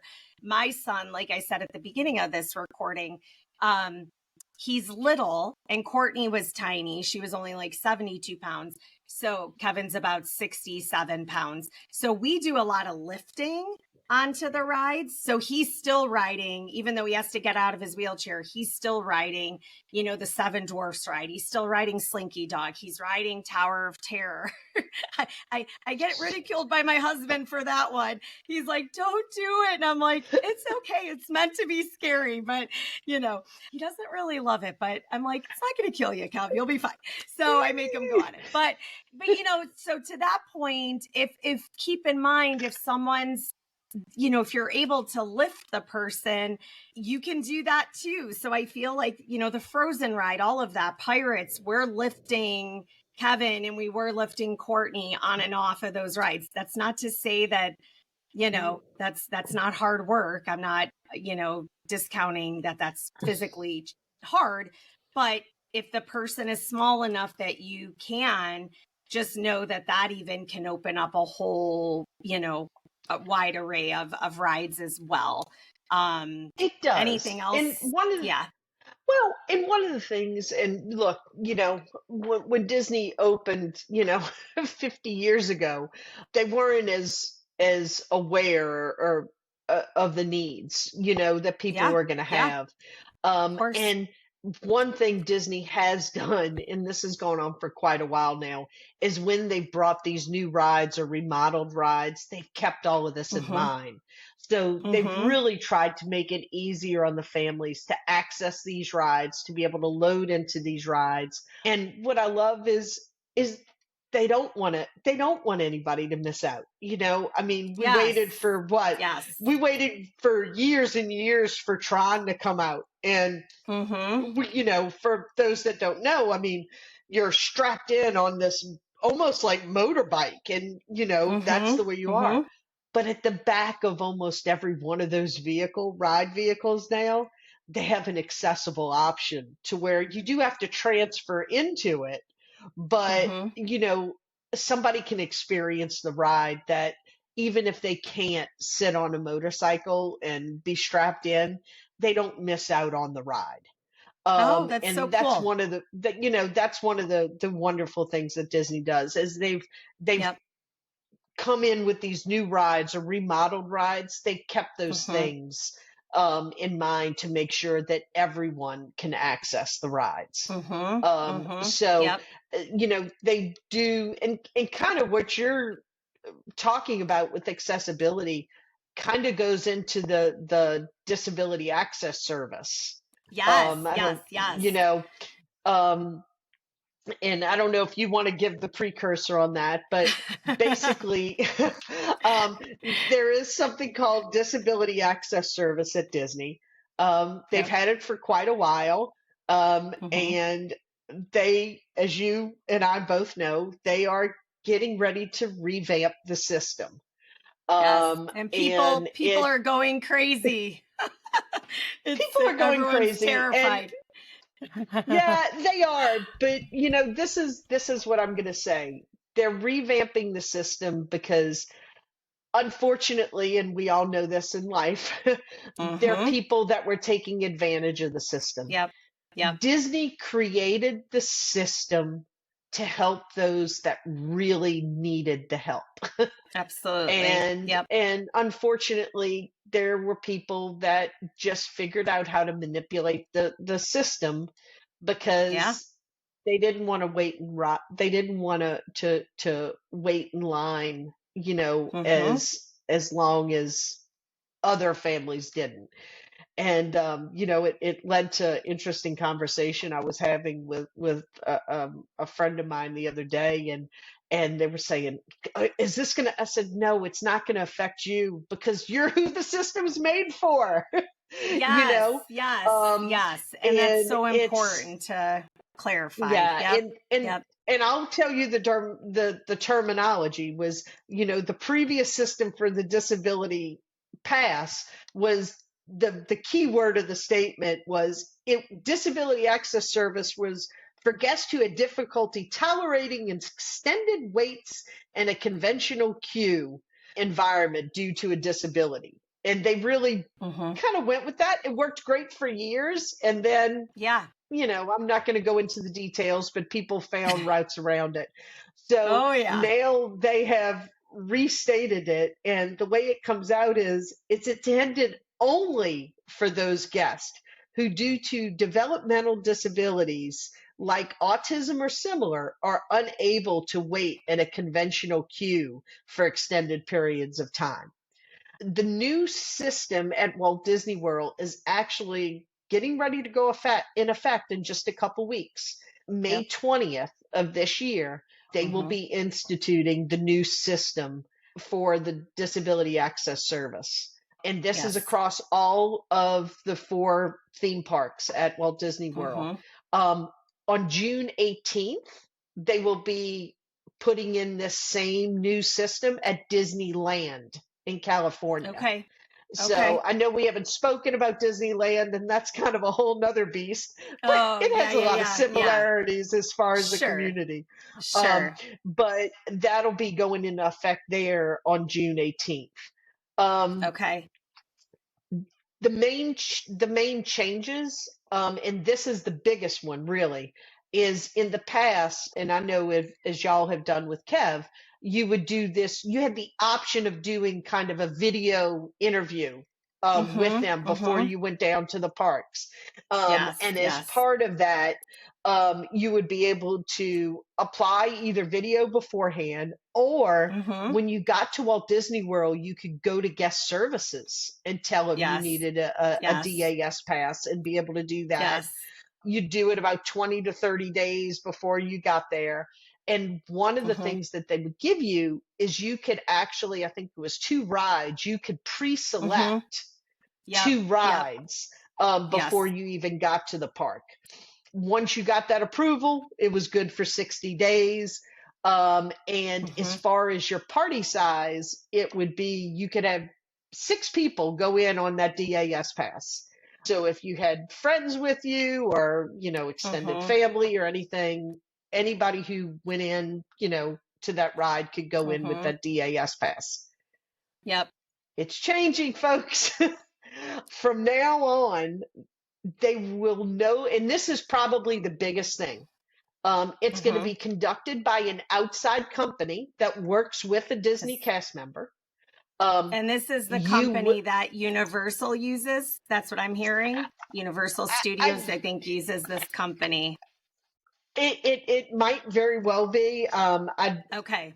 I'm going to go with you if you're saying that. I haven't heard That's whether or not. that's what we're hearing on, and I think, yeah, that's what we've picked up on from Yeah, people on different groups and blogs and stuff. Yeah, it's the yeah. same company. I have no Hmm. doubt that's probably correct. Yeah, yeah. But you will now have to go through a video interview. There is no Hmm. longer going to be in-person registration at the park. Now, I will say this. If you're unable to go through, if you don't have the capabilities or the access to do Oh, a video interview before you go, yeah, yeah. although they will not conduct one at the park, they will give you a device that you can Oh, do a video interview wow, at the park. They're not encouraging that, wow. and I have a feeling that it would probably take a little bit longer, but Yeah. there's no way around it. You're still going to have to call in to this company with Okay. the Disney cast member being, on it, and Yeah. they will determine your eligibility.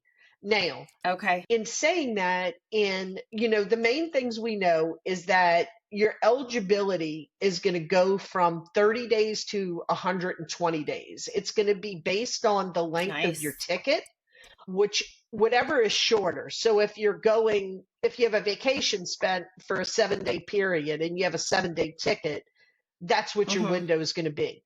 For a family such as yours that visits and has annual passes, Yeah. once you get approved for it, you'll be approved for 120 days. So you won't Nice. have to go Okay. through this screening as often, And I mean, Okay. 120 Yep. days, I mean, that's, what, 4 months? That's So, I nice. mean, Yeah. that's a nice thing. Um, Oh yeah. they are Love no that. longer they're no longer going to have the pre-arrival selections. So Okay. those two pre-arrival selections, you Hmm. won't be able to choose your rides until you get there. Okay. They will have to take a photo of the person that Hmm. is receiving the DAS Yep. pass. Yep. And Um, just, and can I add something real quick, Sue? sure, So just so people understand, the reason that they're actually taking this photo is because, like in Kevin's case, when he has this photo taken, when he scans in with his magic band at each ride, his picture is coming up, and they're seeing that we didn't get Kevin, his DAS done and then giving his magic band to someone else, right? So when you right, have DAS or DAS, I know people say it different. Like we can't use Kevin's DAS if Kevin isn't there. Kevin always has to scan in first. So unless you tell me that that's changed, I just want people to understand, why are they requiring a photo? It's so that's how intense this has had to become over the years. I mean, I've been going for 20 years as a mom with kids with disabilities. And so I've seen this progression of, now we have to take photos. Now we have to do this. And to your point, it's because people have abused the system and they've had to right. implement these changes. And as savvy as Disney is, someone who wants to abuse the system has been savvier at times, right? And so they've had to get more and more Yeah. creative. But that's why there's a picture. They're actually seeing Kevin is the one coming through that line. Right, absolutely, and that's 100% accurate. Mm-hmm. Mm-hmm. The photo will be taken. The party size is going down. The party size will now only be 4 people. Now, there is an exception to this, okay? I don't want people to think, well, this is great. It's 4 people, including the person who has DAS, and I've got 3 kids. So what? One of my kids isn't going to be able to go on the ride? No, please do not think that. Get that out of your head right now. It Yeah. is a limit of 4 people or your immediate family.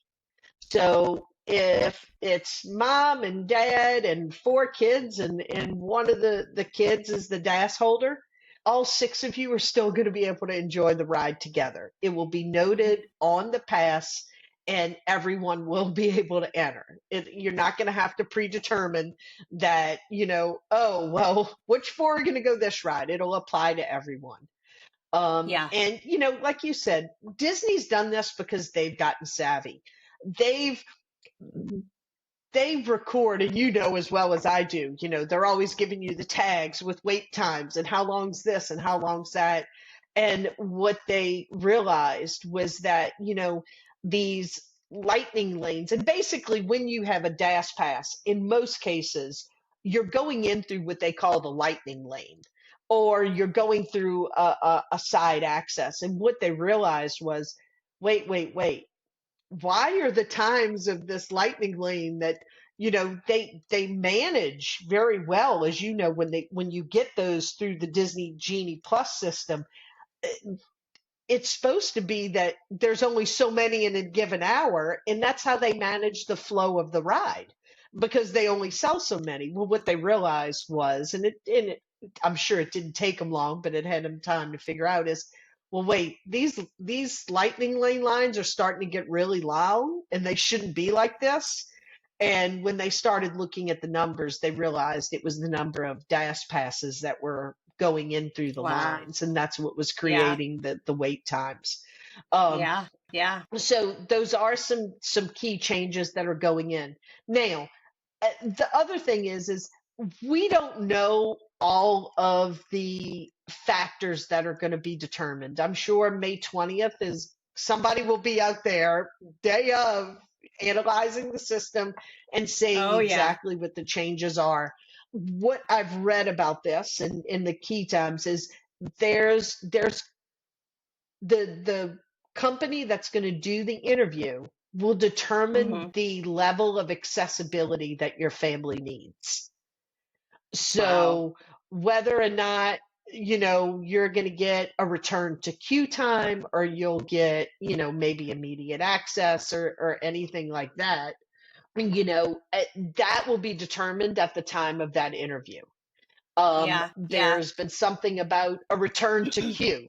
Well, what does return to queue mean? If you're in the queue and all of a sudden you need to step out because, you have to use the restroom, what is all that factor? And we don't know quite Right. all the details of it yet, but Yep. we do know the overall changes that are coming with the length of the pass, the interview Hmm. process, the party Yep. size. There are really some significant changes coming to this service. Yep. But Yeah. in all honesty, for you, your family, other families that have special needs, don't worry about it. They're Yeah. making these changes to better your experience, Yeah. because Yeah. you're Yeah. Yeah. really the ones who need to benefit from this and will definitely benefit from this new system. Yeah. And Yeah. I mean, it could end up mhm. being great. It could. I mean, I you think it never will be, in know. all I honesty. mean, Yeah. yeah. One So of these here's a things I was, question. Oh, go ahead. you we were having this conversation the other day. One of my friends and I, they have a daughter that's special needs, and somebody said, "Well, I just don't." And I said, understand it. Years ago, we went to Disney with them, and Hmm. it was the first time I had actually been to the parks with someone that had a special Hmm. needs child. Let me just tell you, and I think this is when it comes near and dear to my heart of helping families like this. I saw how much more time it took to get Hmm. through the park when you have someone that has special needs. Oh, And sure. I mean, I don't think people understand that. I really don't. The Mm-mm. average person Yeah. doesn't understand that until you walk in Yep. those shoes and experience it with someone. You Yep. understand why those passes are so important, because Yep. what we could do in 2 hours takes them 3.5 hours. You Sure. know, Absolutely. and I Absolutely. really think that this is probably one of the best changes they've made in a long time. Yeah, yeah. Well, and it's interesting when you say it's going to be determined like the level of accessibility you need. And so I'm really intrigued by that because, again, this may not be taking away, I mean, you may have better access. I really don't know. Like, I know you and I were saying, like, we're going to be there in June. I know we were talking if it's going to apply or not at that point. We were hearing mixed things. So hopefully I come back with some feedback on this, some hands-on, feedback.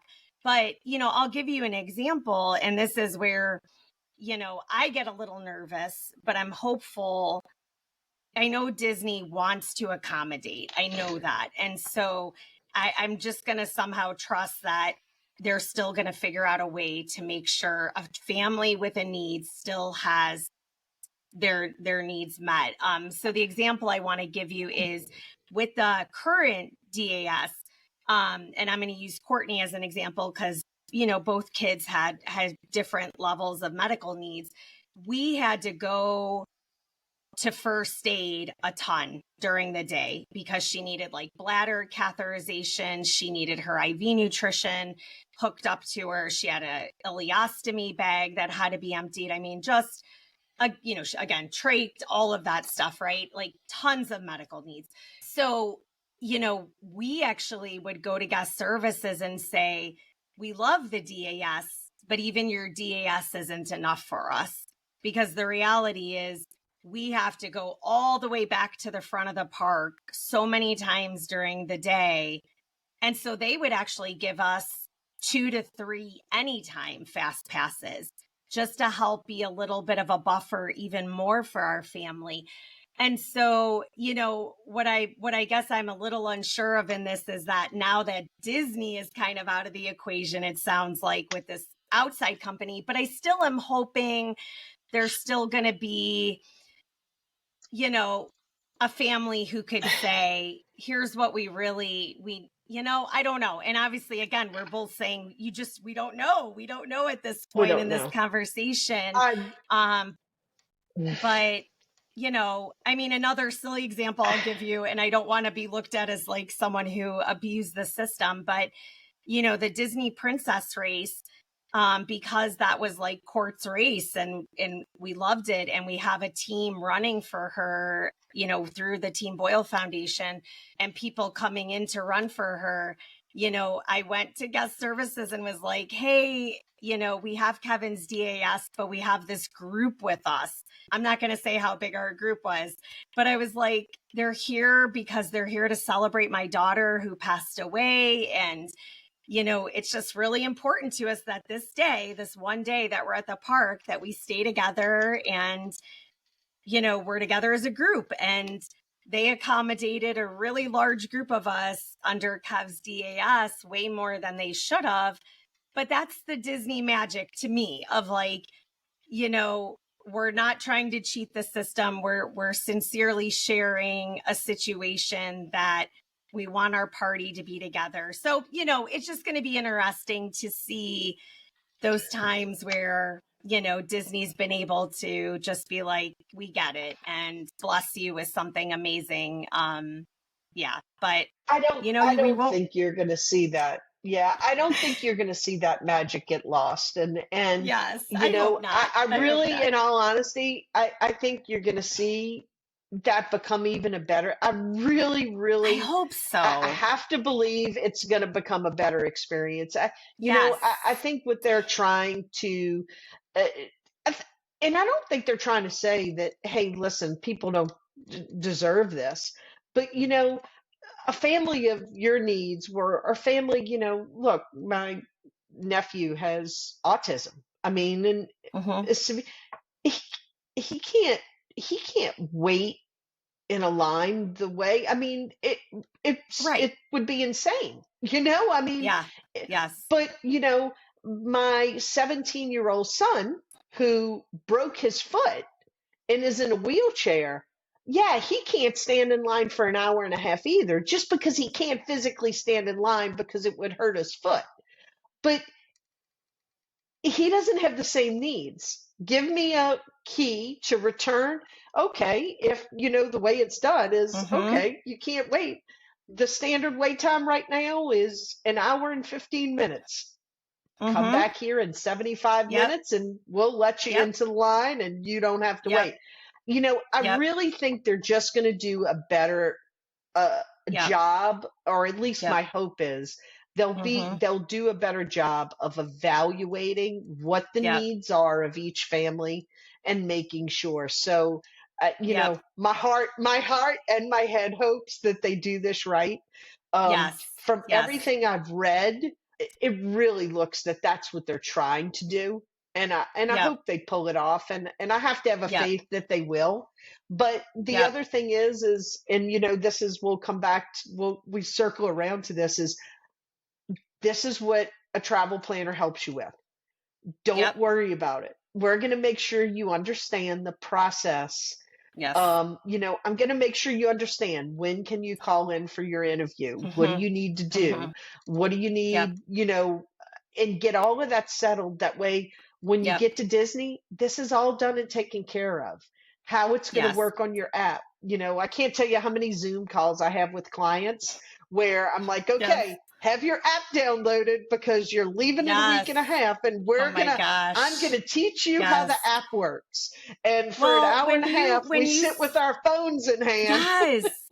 Well, when you said that they're going to have like a device to give people who can't do a video, I'm thinking, how do you even do Disney nowadays without a device? Like, you know what I mean? Right. Like it's almost, I mean, you just, again, going back 20 years, 30 years, I mean, it's everything is the app, it's digital, it's the magic bands, it's all of that. So, I would say too, I think it is overwhelming to people. It really is. It's not just grab a park ticket and just go in. It's just not like that really anymore.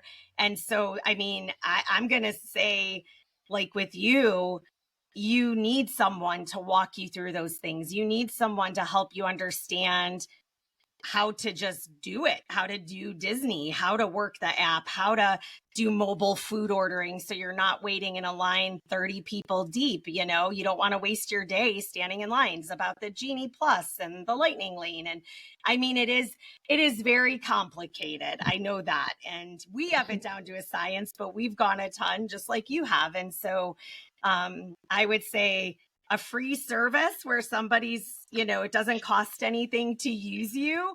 Like, this Yeah. is such a no-brainer. Like, why would you ever try to do this without someone, So, Well, you know what? yeah. And this is the thing, and you know this as well as I do. The important thing about Disney is planning. And the Yes. more Yes. and there's Yep. the capability to be able to have everything planned out. And not Yep. that you can't have a flexible itinerary, but Mm-hmm. making sure, if you want to have those character meals, that they're booked out at the proper window. Yep. You know as well as I do, the more you plan before you go, the more Mm-hmm. enjoyable your time is, because we can build in the downtime. We can build Mm-hmm. in the meals when you're used to eating at a normal time. Yep. If your family's used to having dinner at 5 o'clock, well, we're going to make sure all of your reservations are at 5 o'clock, because that's what Yes. fits you. Yes. What hurts is when you don't do that planning before, and you go Yep. down there and you want to eat at 5 o'clock, and you want to go eat with Winnie the Pooh and Piglet. And guess what? The only time Winnie Yeah. the Pooh and Piglet can eat with you is at 7:30 at night.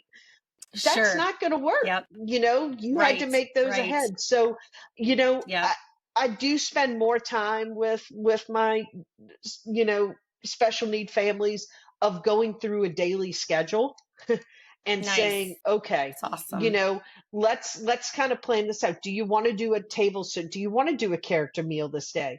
And then we Right. kind of build the Right. day around their normal schedules. Yep. And that Yep. is it's just so important. I know how much routine is important for families. Yep. And trying to make sure they stay in that routine when they're there really adds to being able to have a better experience. Yes, absolutely. And just one thing I was thinking, this is only going to apply to a small group of people listening, but like our son Kevin is primarily tube fed. He does eat some pureed food, but he has a very specific diet. And so when we do a character meal, we make our reservation for 3 people, but they take off the cost of that third person because Kev is a non-eater. So just know, if you're going to these meals that are, $60 buffets or whatever, or, $60, $70 sit down, character meal or something, they're not going to charge you if your kid isn't eating, or your person with a Right. disability isn't eating, but you're going to still have to make that reservation for that person so you have the right number, but they will take that cost off if you say there's only two of us eating, he's a non-eater. So just know that too, that's that would be hard to be paying something for a meal that you're not consuming. Absolutely. So yeah. Yeah. So I know this has been going long and I want people to stick with us, but I just wanted to tackle, it's also good. I love it. I just wanted to tackle a couple things. I know we had a couple people do some questions on Facebook, but a couple things were popping into my mind just about the parks. I just want to say quickly that every park has a very elaborate first aid station. And so if you're, I am on a mission, whether people think this is right or wrong or not, you may have seen it. I actually took a picture of us changing Kevin's diaper on the floor of a bathroom at, where were we at? Epcot. And I put it on social media and tagged Disney and said, hey, we love you. We're your biggest fans, but you need universal size changing spaces throughout the park. Period. Like, I am going to advocate my butt off to get that changed. And I trust and know Disney's going to do it. I know they will. With the right amount of advocacy, I believe they will do it. So with that being said, right now, your only truly accessible adult size changing area is going to be in the first aid stations. And so my beef with it is kind of, you're having to trek all the way back up front, to Magic Kingdom to do an adult diaper change or a bladder catheterization, let's say, or to empty an ostomy bag. You're having to go all the way back up there to do that if you're at the back of the park. And I think that's not Right. really equal access. So I'd love to see that look different. But with that being said, the first aid stations, totally elaborate. They have 2 treatment rooms, for example, at Magic Kingdom, I'm trying to think, at Hollywood Studios, at Epcot. Animal Kingdom at least has 2. I can't remember if there's more than that. And what we do, because we have a lot of medical supplies that we take into the park, we bring like a rolling carry-on suitcase. And the cast members are going to give you a hard time if you have something like that going into the park, because they don't want you to drag things like behind you. And so we just say right away, hey, this is medical equipment. We're taking it to first aid. And you can check anything you need, any medical supplies you need for the day at first aid. And they actually have a form that then you take from park to park with you that stays with your luggage then, or whatever, your bag or your backpack, whatever, you don't want to haul around all the medical supplies you need for a day if you're kind of bopping back and forth to first aid. So just know that they're phenomenal in there, absolutely amazing, and so accommodating and so kind. We've never had a bad experience at all in any of the first aids. Just, yeah, great there. So that's a resource, just so everyone knows. And obviously they do have companion restrooms throughout the parks.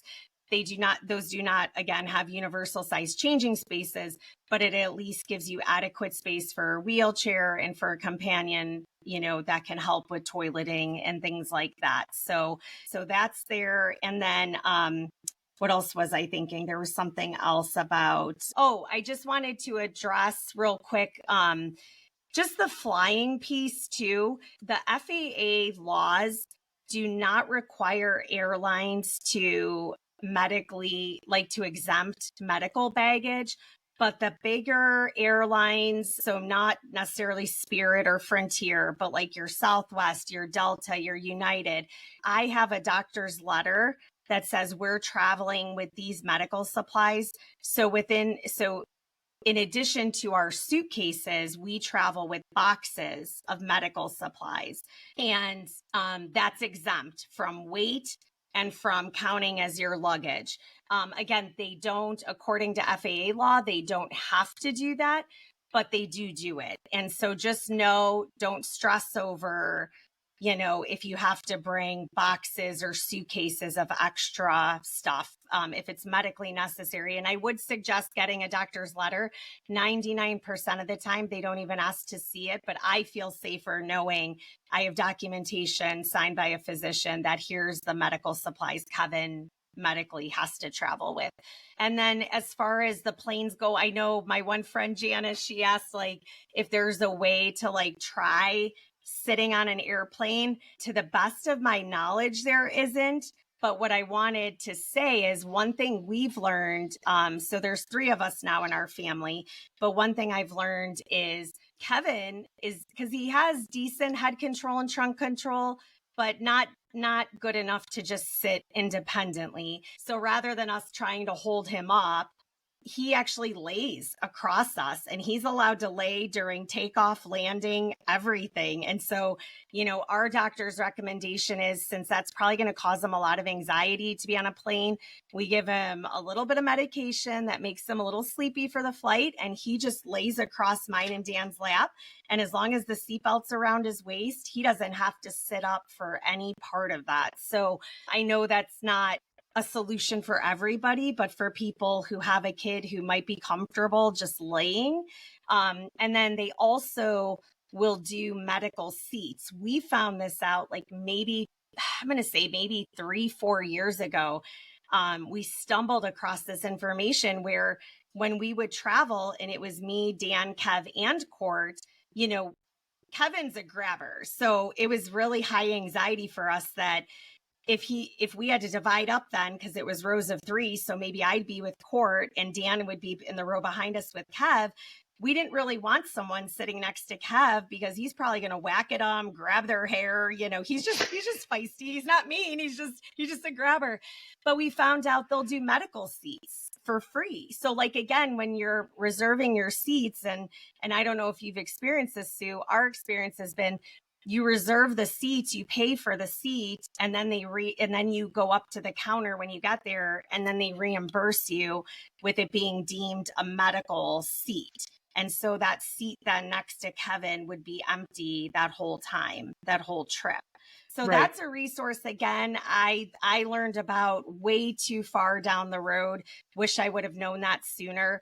And then the last thing I'm going to mention just about kind of the beginning stages is there's something called TSA Cares, where you actually have a phone number, you call ahead of time, you let them know that this person has a disability. And it varies from airport to airport on what level of support they can give you. I'll tell you, when we travel out of Pittsburgh, they actually meet us at check-in and go with us all the way to TSA and then through TSA. In MCO at Orlando, they're great once you get to TSA and you say, hey, I have a TSA Cares, but they're definitely not meeting you at check-in. It's just such a busier airport. But we're traveling with narcotics. We're traveling with Courtney. It was we were traveling with needles, syringes. I mean, you name it. We had all this stuff with us. And they actually have a TSA agent walking you through, and Kevin has to get patted down. So they're asking you, does he have a tube? What are the medical things we need to be aware of as we're doing a pat down? And so just know that that's a resource. Again, it's called TSA Cares. I'll put it in the show notes, but there's definitely, ways that TSA becomes faster and more personalized to your family and to the person with a disability's specific needs. So I know we had, I just wanted to make sure we answered these couple of questions. Someone asked about the Disney someone cruise asked ship. Right. Look, that's a whole different animal. Maybe we'll do another show in the future by Disney Cruise Line. Yes. But I will tell you this: a very good friend of mine, client of mine, her son is in a wheelchair. She is a Pearl cruiser on Disney Cruise Line. She's been on over 25 Disney cruises. Every cruise ship, her son goes with her on all of them. They're fantastic. I know Yep. someone asked about lifts. If you do have an accessible room, there is in almost all of those rooms accessibility and room for a lift. Those Nice. arrangements I can assist you in making through special needs at sea. Nice. So absolutely 100%. If you want to do Disney Cruise Line, they're just as Mm-hmm. good with the park. Accessible rooms, special dietary needs, Mm-hmm. lifts in and out the pool, ramps to help you get around the ship. I will be honest, not 100% of the ship is accessible. There are going to be areas that can't, but as far as going to see the shows, all of the theaters, there's special Mm-hmm. seating and accessibility. You're taken in back ways. Disney Cruise Line is wonderful as far as Hmm. accessibility. So That's don't worry awesome. about that. You'll be taken care of 100%. Yep. Yep. I love that. That's so good. So, so good to know. Um, what else? Is there anything else as we wrap up that you're dying to share? You know what? We've been saying this all day. Just know that anybody can do it. Yeah. We just may have to plan a little bit further in advance. Yeah. It'll take us Yeah. a little bit more time, but just know, I know I'm here to help you. I Yep. There is nothing more magical than being at Disney with my boys. Yeah. And I want every family to know that they can have that. Yep. Know that you might Yep. not know, but it's just the easiness of that first time you walk down Main Street, and you know the feeling you get. That first time you walk down Main Street, Yep.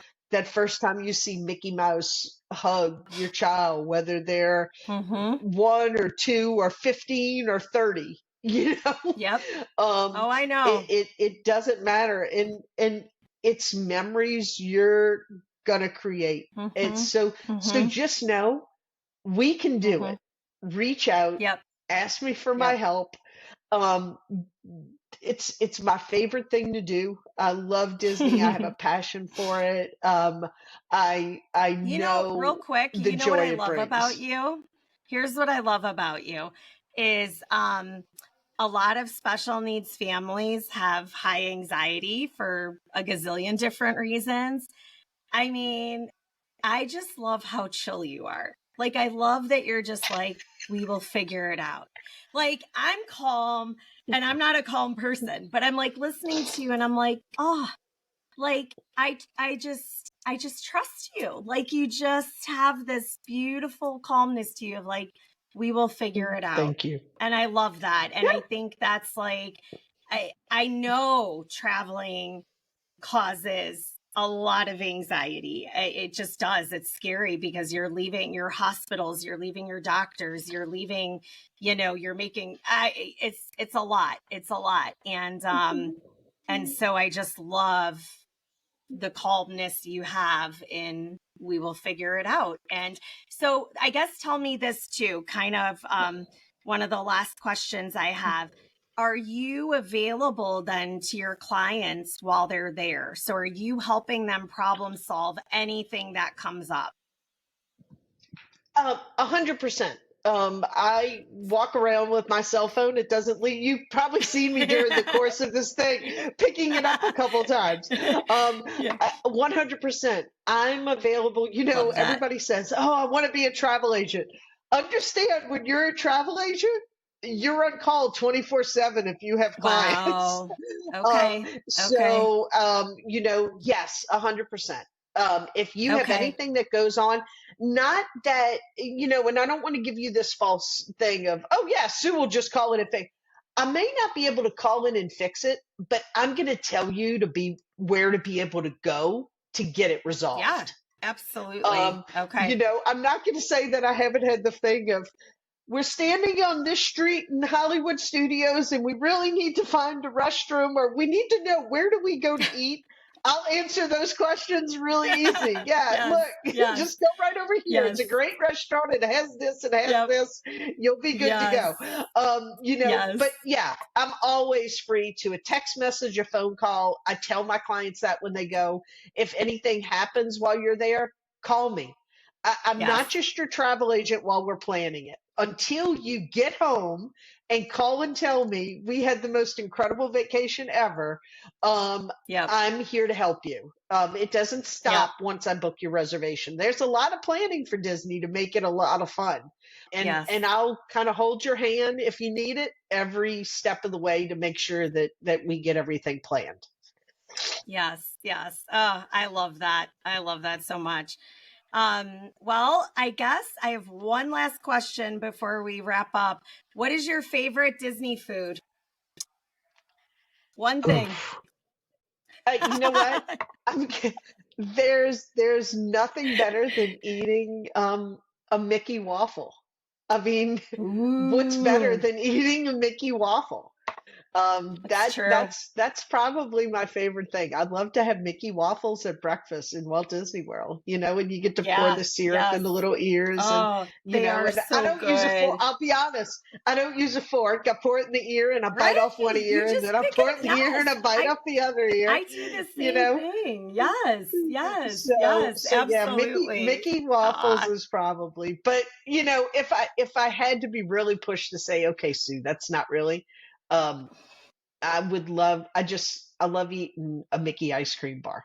There's nothing better Mm. than walking down and just eating a Mickey Yep. ice cream bar. Yep. So good. So good. Ah, Yeah, that's so yeah. fun. So fun. That's So fun. how That's can fun. people I'm going to put it in the show notes, but can people just email you directly at your email and just Absolutely. start the Yeah, conversation? Okay. sure. Okay. Just email And me directly. I think I sent you a link to my page on my MEI website. If yes. they click on my page there, it'll say get a quote. They Okay. can email me directly there. You can post my email on your website. I mean, it's Okay. my last name's hard to spell, but it's sue.passauer at mei-travel.com, and I know you'll post that for me. Please feel I free will. to email me directly. You don't have to go through a formal quote form, or even you can post my phone number on there. If they just want to pick up the phone and call me, just pick up the Okay. phone and call me and say, "Hey, Okay. I heard you on Christina's show, and I want to come in. Yes. Christine was, y'all did such, we had so much fun today, and I want to Yes. have fun like that Yes. too. Just pick up the phone and call me. I'm a phone person, as you can tell. Yes. I don't have Yes. time. I don't have problems talking, so Yeah. just call me, and we can Okay. get it started for you. Yes, yes. Well, I just love your passion for this. I mean, I can tell like you're just beaming the whole time. Like I can tell that you just truly love what you're doing. And I just want to say this too. I love that like you have experience with people with disabilities. You have experience traveling or planning travel, Disney trips for people with disabilities. And like you said, we didn't even touch on Disneyland. We didn't even touch on the cruises really. And there's probably another hour we could do on Disney World, even probably more. But at least this kind of sets the stage for why not use this resource? Like, again, someone trustworthy, someone with a passion, and a really complicated system that I mean, if you have this amazing resource, like I can't say enough about, using a resource like Sue. So, yeah, but I thank you so much for your time and it's been Oh, so great and I had so much fun no. just getting to be with you and it's been so No, great. thank you so So, much for having me, and congratulations. Your yes. podcast seems to be doing wonderful, Oh, and what thanks. a Thanks. great resource for the community you're trying to reach out to. Yeah, and I can't wait to actually Where see. Oh, sorry, I was just going to say I can't wait to you said it's 2 weeks till the new DAS takes off and so it's just going to be really interesting to be able to have more facts, and be able to Yeah, report back, how this all actually plays out and stuff too. So I feel like a lot of that sure. is, And when I we're do kind of get that, guessing at some of it. yeah, when I do get that more information as it comes out, I'll send that to you. So, you Yeah, can that would maybe be get it out awesome. to your community in some Yes. way, shape, or form, and however is easiest for you to do that. But all I'm going to say is Disney's for everyone. Know it's possible. Know you can get it done. Yes.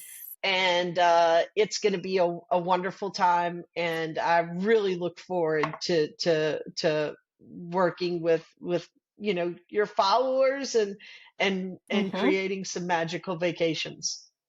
That's awesome. Yes. And thanks, guys, for sticking with us. I know it was long, but I think it was so engaging and fun. And Sue is just so awesome. And, just to piggyback what she said, it's just such a magical place and an amazing place to make lifelong memories. And, as a special needs mom of two kids, really with significant needs, medical needs, physical needs, cognitive needs, visual impairment, hearing impairment. I mean, I would just say, like, there's no other place I would choose to go than Disney. And I think there's a lot of creative ways to make it possible financially and the accessibility piece. So even reach out to me as well. Like, Sue is your travel guru, can make all that work. But if you're like, man, I want to understand how the Boyles financially make this work, and have more questions about some of those, little tips and tricks that we've learned, feel free to reach out to me too with those questions. You could go to christineboyle.com and you can, email me through that. You can message me through Facebook, Instagram. I love connecting with you guys, and definitely whatever it is in your life, again, even if it's not Disney, just live life to the fullest, make those memories, make that magic for your family. You'll never regret it. I promise you that. So thanks again, Sue. I appreciate you being here, and thanks for being with us today, guys. Friends, thanks so much for joining me today.